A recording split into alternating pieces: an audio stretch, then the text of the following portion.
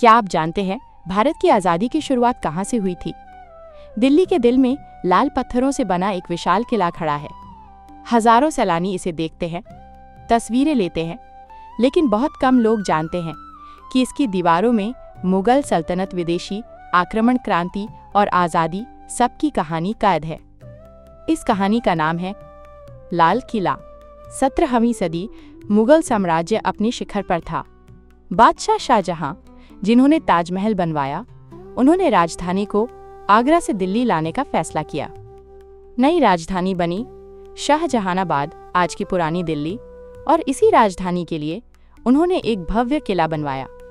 1638 में लाल किले का निर्माण शुरू हुआ। करीब 10 साल लगे और 1648 में यह किला बनकर तैयार हुआ। किले की दीवारें लाल बलुआ पत्थर से बनी थीं, इसीलिए इसका नाम पड़ा लाल किला। ये सिर्फ किला नहीं था, ये था मुगल बादशाहों का शाही महल। लाल किला मुगल साम्राज्य की शक्ति का प्रतीक था। यहीं रहते थे बादशाह, यहीं लगते थे दरबार।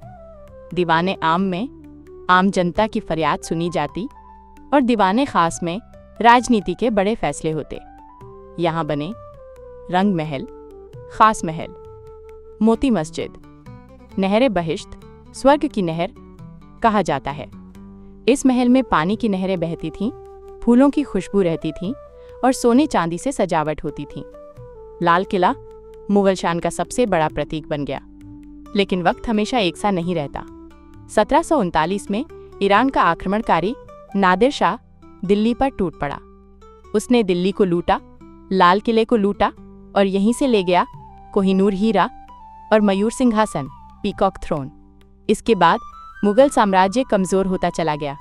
मराठा, अफगान और दूसरे हमले होते रहे।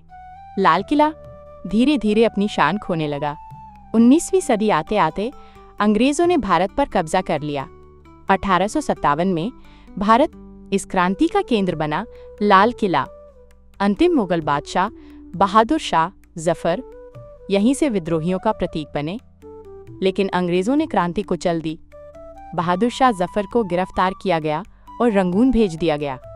इसके बाद अंग्रेजों ने लाल किले को पूरी तरह अपने कब्जे में ले लिया। कई इमारतें तोड़ दी गईं, महल को बैरक बना दिया गया। लाल किला अब एक शाही महल नहीं, अंग्रेजी फौज का अड्डा बन गया। द्वितीय विश्व युद्ध के बाद 1945-46 में यहीं लाल किले में आजाद हिंद फौज के सैनिकों पर मुकदमा चला। नेताजी सुभाष चंद्र बोस के सिपाही यहीं कटघरे में खड़े किए गए।